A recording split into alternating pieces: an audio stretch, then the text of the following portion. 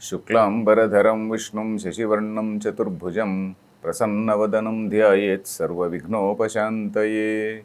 Om. Dear friends, welcome to the Geeta. We were seeing the shloka number 13 of the fourth chapter, that is Chaturvarnyam Maya Srishtam. That is about the four varnas. What is the difference between what we call varna and what we call caste? So, varna is something which is there in our scriptures. Caste is something which is there in the society. So far in the last 4 or 5 talks, I think that point has been made clear. That is, varna is something which is dependent on the innate nature of a person. That is, whether a person is sattvika in character, or rajasa in character, or tamasa in character, what is the predominant quality. And even the sattva, rajas and tamogunas, 0 to 100, if you just take it, 0 to 100, and if you take the number of permutations and combinations, there will be infinite number of permutations and combinations. So that is the reason why we are having so many people with so much of variety, so much of diversity, and so much of diversity. If you call a person a Brahmana, even among Brahmins there is so much of diversity because of various mixed proportions of Rajoguna and Tamoguna. So there may be predominance of Sattva Guna, but the Rajoguna and Tamoguna predominance of this ratio also may change. So what we have to realize is, this varna is something which is dependent on the innate nature of a person, whereas the caste, what we call caste, is a social need. It is a social development or a social phenomena, because even the ancient, just as we need clothes today, the ancient men also needed clothes. So there was somebody who was weaving clothes. Ancient man also needed some implements, so there was some ironsmith. Ancient man also needed some gold, so there was somebody who was a goldsmith. Ancient man also needed a haircut or some shaving of his beard. So for that there was a barber. So like that, the professional skill for any profession, that professional skill was a social need. Whereas this is something which is totally different. So that is what we have been seeing. Not only that, varna, there are only 4 varnas. And there are so many varieties, so many castes. There are hundreds, and not only hundreds, but somebody has counted in the British time more than 2000 odd castes. Because the design of the British people was to divide our people, divide our society. Okay, you are in this thing, you are in this thing, you are in this thing. There is something which is, you can't move from this. You are permanently imprisoned in this. So that is what is the mindset which was created by the British. So that is the reason why. And unfortunately, we are also continuing it. Unfortunately, even after independence, for some reason, either due to stupidity or what else, even the political leaders, they have also been pampering. They have also been saying, oh, this man is from my caste, so this man has to be here. So that thing has been going on. And suddenly somebody got a brilliant idea. Okay, if we give something in this particular constituency, this particular caste is predominant. So let us give some sort of sops to this particular caste. So we are giving some preferential treatment to some caste. So somebody said, okay, let us create a vote bank. So because of this vote bank politics and all these things, this caste is still there. So this is the reason, this is what we have to see, the difference between, or rather what the scripture says and how the society is there. So that is what we have been seeing. And some more, I want to do some more discussion on this thing. Because having talked so much about our own weaknesses, our own weaknesses or our own weak points, we discussed a lot. That is somewhat like, there is a proverb in English, that is washing our dirty linen in public. So we have washed so much of our dirty linen, but let us see how the other societies are there, how the Western societies are there. Are they all angels? So if we see the Western society, right from the beginning, right from maybe more than 2500 years ago, if you go to the Greek philosophers, right from the time of Greek philosophers, some 300 AD, 300 BC, 400 BC, etc. Right from that time, that institution of slavery is there in the West.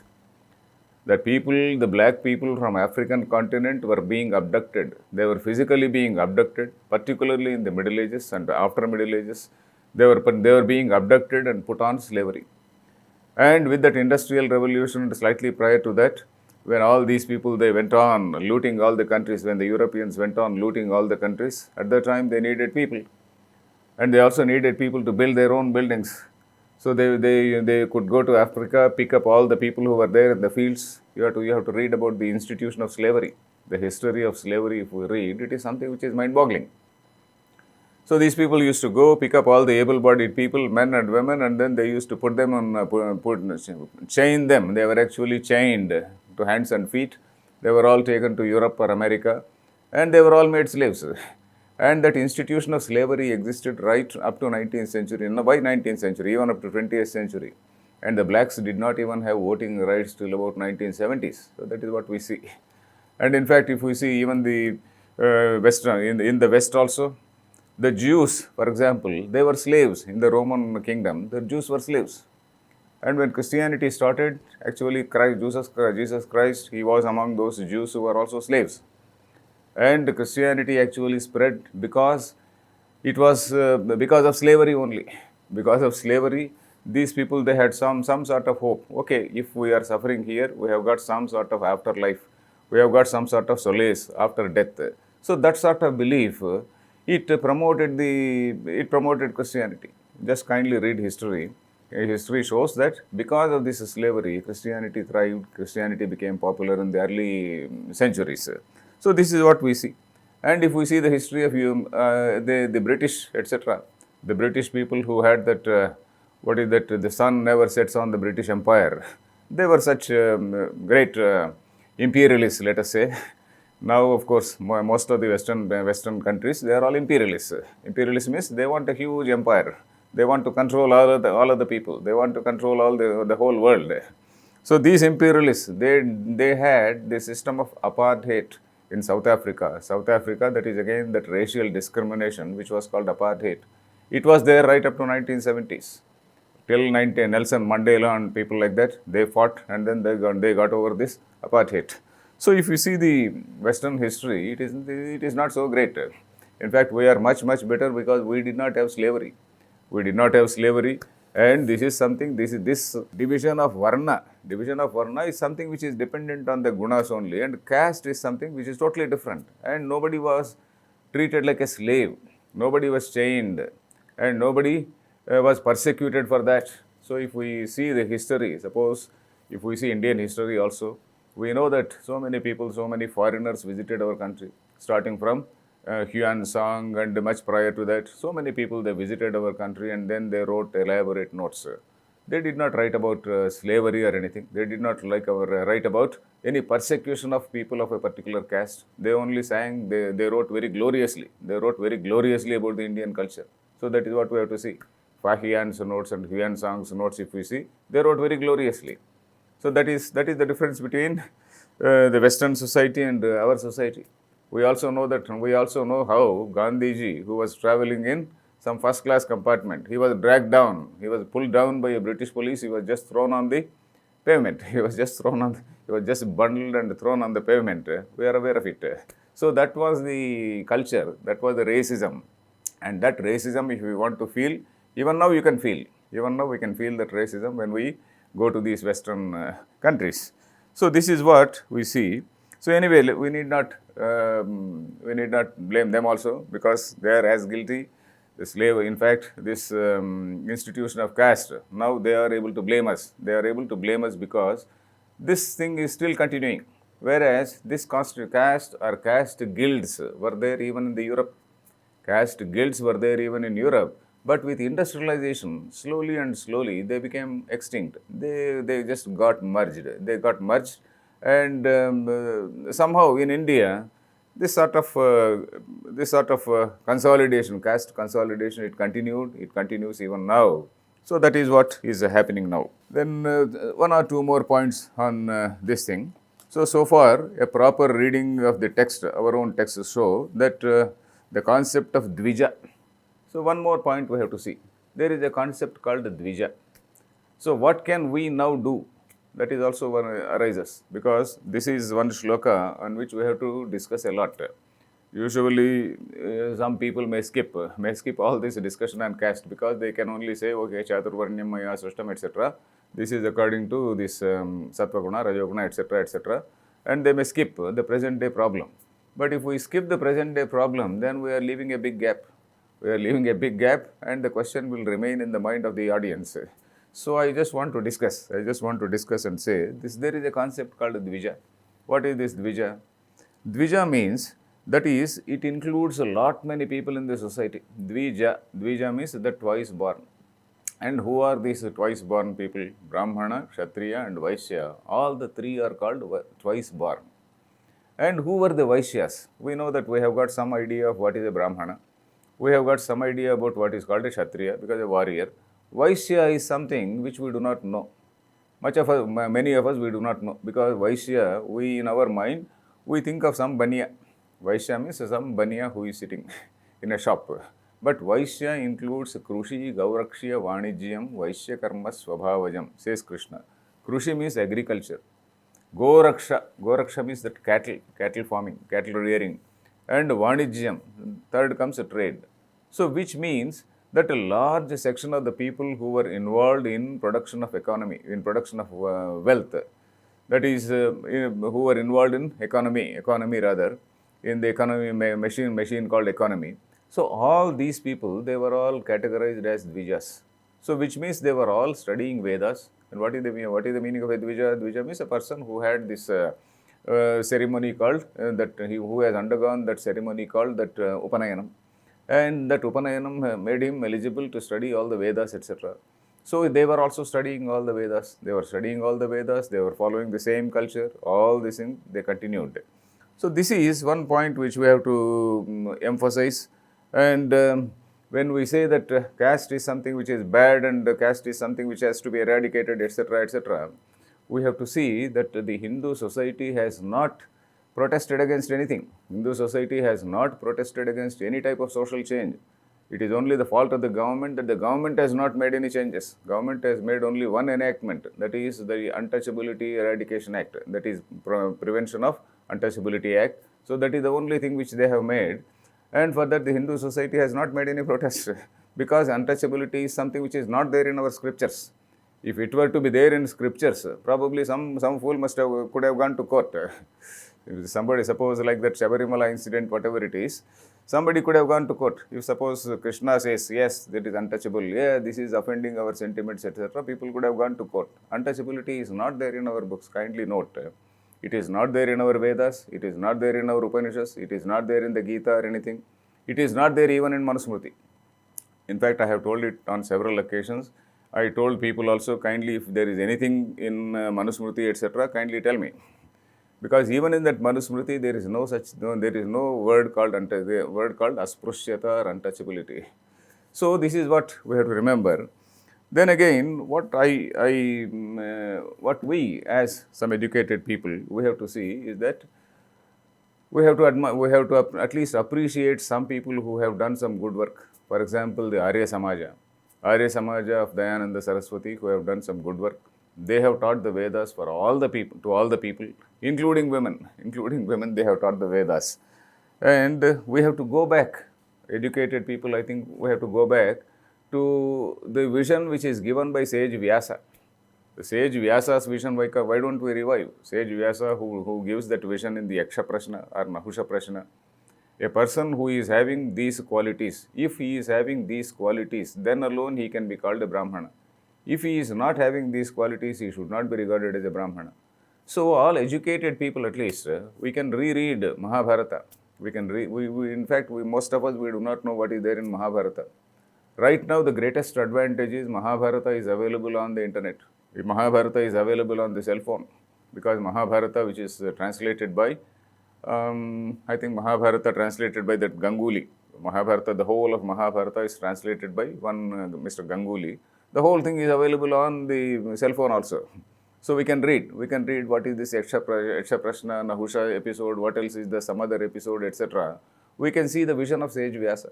Sage Vyasa was a very great visionary. So all our saints, their idea was not to exploit some section of the society. Their idea was to see that all people rise from a lower level to a higher level. If we see the Geeta, not only Geeta and all our texts, their emphasis was, how can an ordinary man be elevated to a higher level? And the Upanishads, they say that you are not a human being, not only human being, every living being is only a manifestation of that Supreme. Mamaivamsho Jivaloke. We are going to see that Mamaivamsho Jivaloke Jivabhuta Sanatana. That is, every Jiva is my own Amsha. That is, every Jiva, everything that is there, which is there in the universe, is a manifestation of that Brahman. So that is what we read. So a philosophy, a society which is having such a noble philosophy, how can they do this sort of discrimination? How can they do that discrimination? That is what we have to think. And if we have forgotten our own text, it is now the time, at least for the educated people, to see what the reality is. So then again, the one more point which we see is, this is also what I am saying is also supported by the Upanishads. I want to tell one Upanishad, that is Taittiriya Upanishad. In that Taittiriya Upanishad, there is one particular Anuvaka, that is 1-11, 11th Anuvaka. There, that 11th Anuvaka itself is by way of a sort of speech on the passing out ceremony. Suppose your study is over and then convocation ceremony or convocation function, let us say. You have done your graduation, and after graduation there is a sort of ceremony in which some VIP comes and addresses all the people. Yes, this is how you have to behave, etc., etc.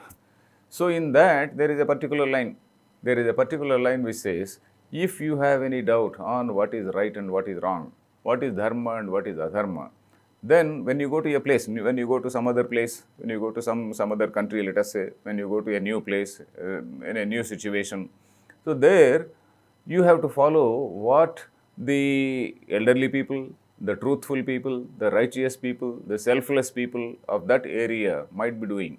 So there should be selfless people, righteous people, truthful people. So those people, whatever is their conduct, you have to treat that as dharma. So which means dharma is something not totally inflexible. There are certain fundamental things which do not change. That is, you are not supposed to commit murder, you do not do adultery, etc., etc. But there are various other small issues relating to social relations. In all these social relations, whatever the learned people, learned, righteous, virtuous people do in that particular area, that is dharma, it says. The line is, atha yadite dharma vichikitsava vrutta vichikitsava syat. Ye tatra brahmanas samadarshinaha. Samadarshinaha means people who have that equanimity of mind, that samadarshina means they are impartial, totally, absolutely impartial. Sammarshinaha, yukta, ayuktaha, aluksha, dharmakamasyu. They are the people who have no preferences. They are people who are not driven away by ruksha. Ruksha means anger, hate, etc. And they are the people who are equal to all. Aluksha, dharmakamasyu, those who are interested in dharma. So such people, whatever is their behavior, that should be the standard. That should be taken as dharma, it says. So in fact, this is what is commented upon. This is what is told by some other people also. Even Shankaracharya in one place says, something which is a dharma at a particular time, in a particular place, in a particular situation, may not be dharma in another time, in another place, in another situation. He says, Yasmin deshe kale nimittecha yo dharma iti vyavahriyate. That is, what is called dharma in a particular time, in a particular place, at a particular occasion, it may not be dharma. Sayeva deshantare, kalantare, nimittantare cha adharma iti vyavahriyate. In a different situation, it can be adharma. So, our Indian society, we had some certain negative points like untouchability, though it is not there in the scriptures, it is there in the society because everybody was feeling, okay, I am great. So, that way, so that was there about 100 years ago. But now it is an offense. It is an offense, and actually we have all supported, the entire society has supported it. So anyway, these are the points which we have to see. No, we will move on to the same shloka. Some more points are there. Chaturvarnyam maya srushtam. In fact, we have discussed only one word, Chaturvarnyam. We have discussed in the entire 13th shloka. We have discussed only one word, Chaturvarnyam. We have to see maya srushtam, we have to see. Chaturvarnyam gunakarma vibhagashaha we have seen. The four varnas, guna, karma we have seen. Maya srushtam means created by me. That Krishna is saying, yes, I have created all this. Krishna, we know that Krishna is a particular gentleman belonging to a particular Yadava community. If he had created it, why did he place himself in some third class compartment? Why did he not put himself in first class compartment? So let us see tomorrow. Harihi Om Tat Sat.